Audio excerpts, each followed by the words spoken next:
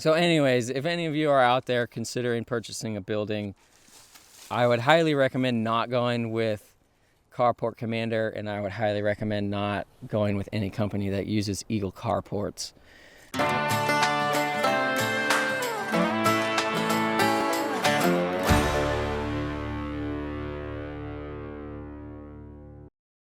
Hey, what's up guys? This is John from the Lucky Needle. It's December 31st, New Year's Eve. Just doing a little update for you guys. So yeah, if you saw in the title of the video, it's been a little bit of a rough end of the year regarding this shop build and everything. I've been running into problems with getting the proper permits and the building not being up to code and all of this other stuff. So I kind of wanted to fill you in on what's going on and some of the lessons I'm learning about how to go about this properly.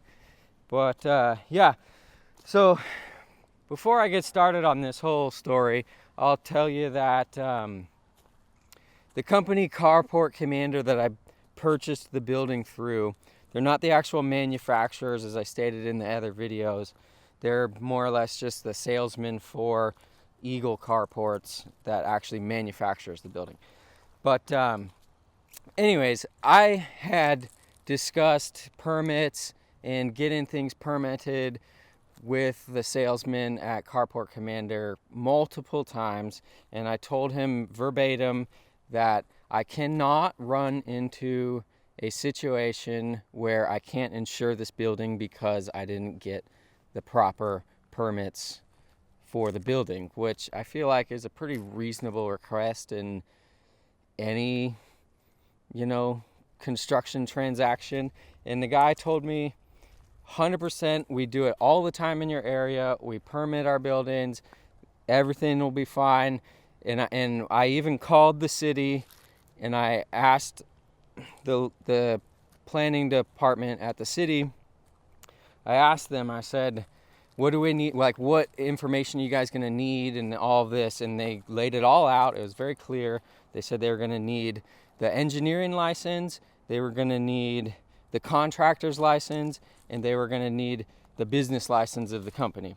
They also said that they were going to need plans of the building, obvious, that's pretty obvious, I think, and then also a site map of where the building's going to be located on the property. So pretty straightforward stuff, I felt. And anyway, so I relayed that information to the salesman that I purchased my building from, and he assured me, he's like, all that will be included with the plans. Everything, as soon as you put down the deposit, you'll receive all of that information, and we do it all the time in your area, and everything's going to be fine. Well,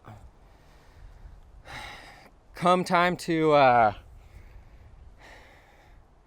go down to the city and actually try to apply for these permits. So they sent me these plans, and I'm looking at the plans, and I'm kind of like, I don't know, these plans don't really seem very specific.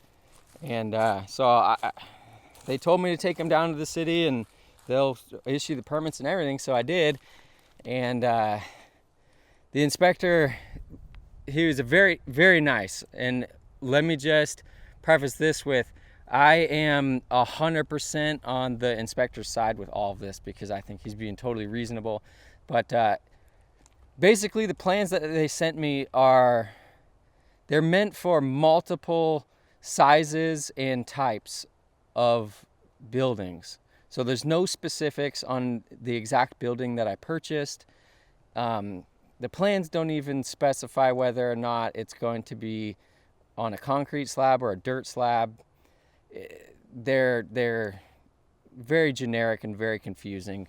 So the inspector, he said to me, he's like, look, I'm not going to even allow you to pay the fee to get the permit process going, because I can already tell you that I'm going to deny your application based on these reasons. And I was like, makes sense to me.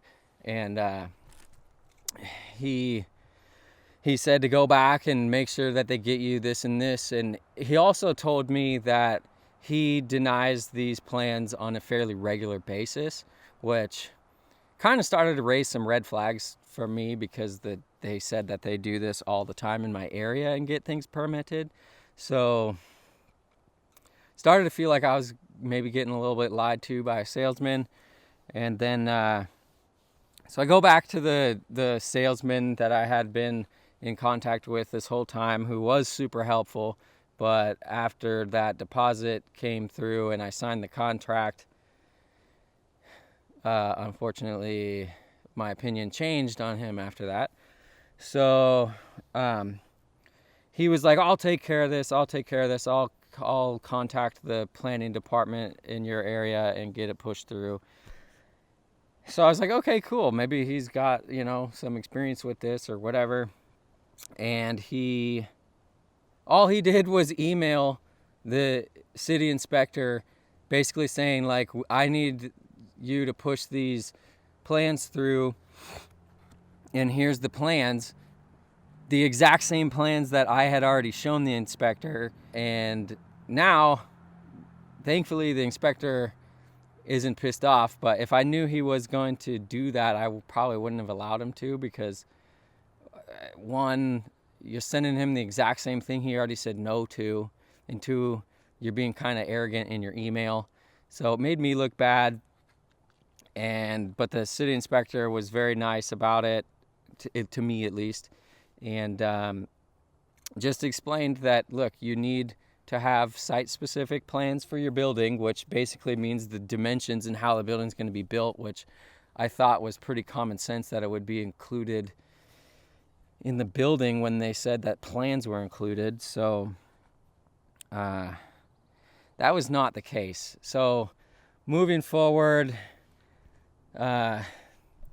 the salesman forked me off onto the lady at the planning department or the engineering department of Eagle Carports, which is the company that manufactures the buildings.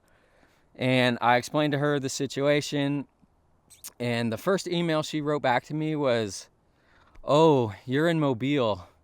We always have trouble getting things permitted in Mobile."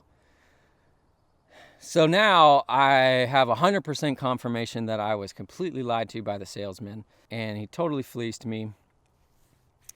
So now I'm trying to talk to her and figure out what needs to get done. And she's being pretty responsive, getting back to me within 1 or 2 days. And then at one point, one of the emails that I sent her was the permit application form that you have to fill out for the city. And on that form, they asked for the 3 different license numbers that I had called earlier and informed Carport Commander that I would need to get it permitted. And the only one that they could provide me with was the engineer's business license or engineer license here in Mobile or in Alabama. But the contractor license and the business license for their company, I have it in an email. I'll put it up on screen. They said that they don't have a business license for Alabama, and they don't have a contractor license. They've been trying to get one in Alabama, but they don't have one. The dogs want to say hi. What are you guys doing? Huh? Hey, buddy. Hey. All right, so where was I? So I received that email from Eagle Carports basically saying that they don't have the proper permits to even legally erect the building in my area. So I have proof of that, which I was pretty freaking surprised that they even admitted that over email. So then I kind of wrote like a letter back to them saying like, well, how is it possible you can sell me a building that you don't even have the proper licenses to erect? And then I also said to her, how do we go about getting plans for this building that will meet the inspector's requirements? And after that, I got no responses, 0. And I emailed them fairly regularly. And I also called and left messages on the Carport Commander phone number and everything. And it was about 3 weeks that they didn't respond or say anything back to any of the emails that I had. So then what ended up happening was thankfully I paid for the deposit on a credit card. So I filed a fraudulent transaction report on the deposit that I put down. The deposit was $1,100. So honestly, not the end of the world if I don't get it back, but I'm hoping I'll get it back, because I do feel like I was lied to and missold on a building that's not even technically legal in my area. So yeah, now it's frustrating because I'm kind of back to square one on choosing a building. So I think I've decided that I'm not going to go with one of these prefabricated metal building companies, because realistically there's only 2 manufacturers in the United States, and any of the other companies you go through, it's going to go through one of those 2, so you're probably going to have the same experience again. So I've pretty much decided that I'm probably going to go with a red iron building like we had discussed, or a post frame building, but I need to get estimates and do all that stuff all over again. And I've decided that I'm going to go with a local contractor that knows all this area and does this all the time. So unfortunately, that's going to cost a whole lot more money than I had anticipated. So I think kind of what my plan moving forward is going to be is that since I'm going to be spending more money than I had anticipated, and I think what I'm going to end up doing is going with the bigger building that I had originally wanted. I think I'm going to end up going 30 by 60 feet instead of the 30 by 40. And then I'm also wanting to put a lean-to on one side of the building. So last quote I got for that was over $80,000. So I got to figure something out. A little bit stuck, a little bit frustrated. And yeah, if anybody's got any advice, I could totally use it right now.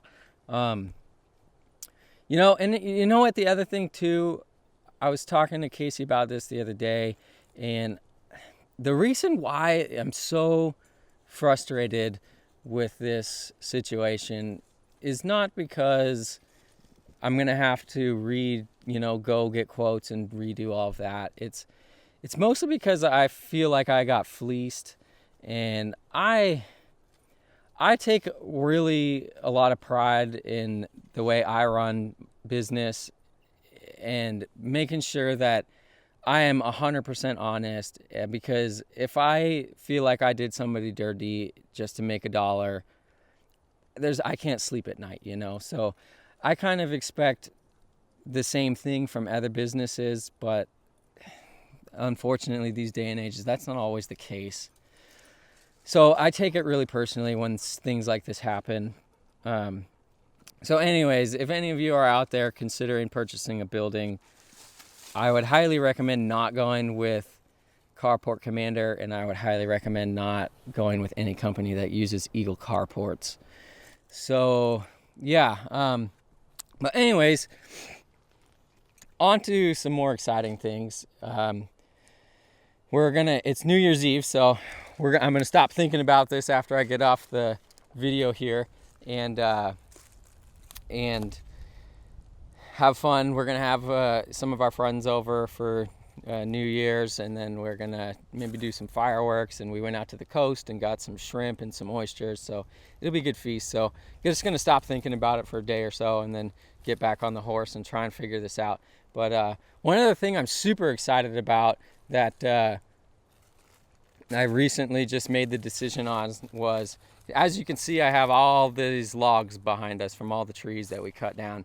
And so I decided to go ahead and purchase a sawmill. I know sawmills don't really have a whole lot to do with upholstery, but it's a tool, and it's a freaking cool tool. So I'm excited to get it put to use, because I figured the cost of the sawmill, it cost me right around $4,000, and I think I have, with the cost of lumber these days, I have way more. It's going to pay for itself pretty darn quick. So that's why I decided to do that, and I can use the wood for, you know, once the shop gets built, for building out things in the shop and making shelves and tables and all of that stuff. So so the next project I'm gonna have, I guess, is getting ready for this sawmill to show up. And I gotta find a place to put it, because it's pretty large and I don't want it sitting out in the rain. So what I'm gonna do is I'm going to turn the camera around for you guys right here. I'm gonna put the sawmill here where I have the tractor stored. And then I'm gonna move all this stuff out of this little lean-to right here, because the tractor will fit in here.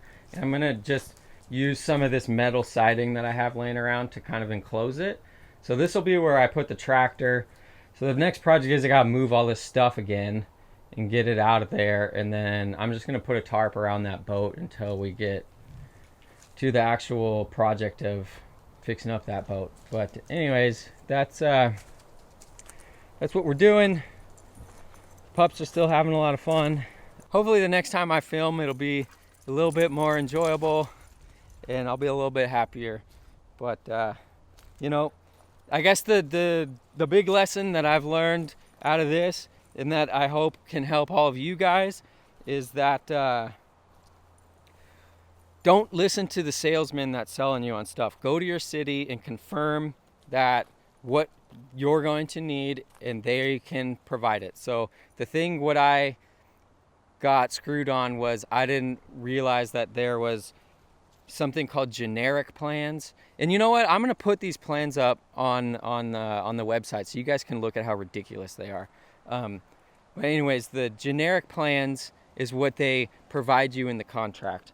And for me, how can you expect an inspector to give you a permit? It's his job to make sure the building's safe. How can you expect him to give you a permit when it doesn't even specify the size of the building? Doesn't specify anything. Zero specifications. It only shows plans on the construction methods, but it doesn't have any numbers, any sizes, nothing. So what you have to make sure that you calculate into, or make sure that the company is going to provide you, is what's called site-specific plans. Site-specific plans are essentially the exact same size of the building and all of the plans measured out to the specs of the building that you purchased. I kind of assumed that that is common sense, but I guess it's not.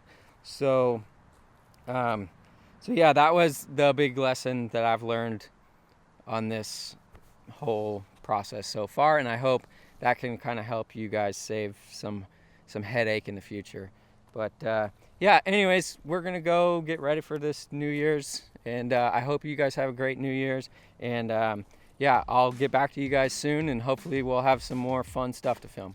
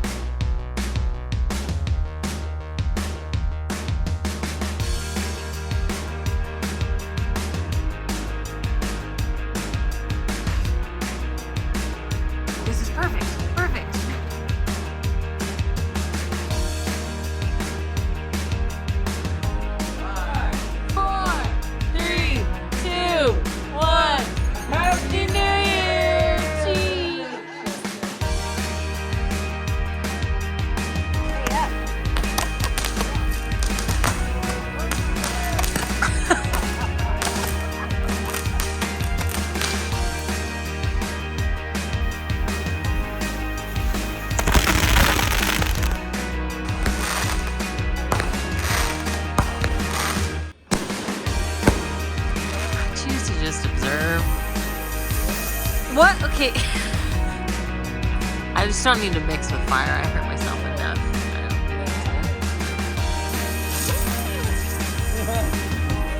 I love those because they remind me of the electric light parade in Disneyland.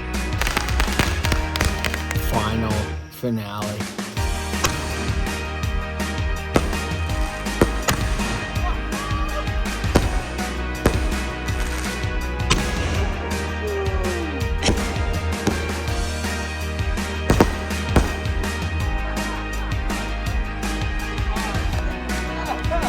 Happy New Year!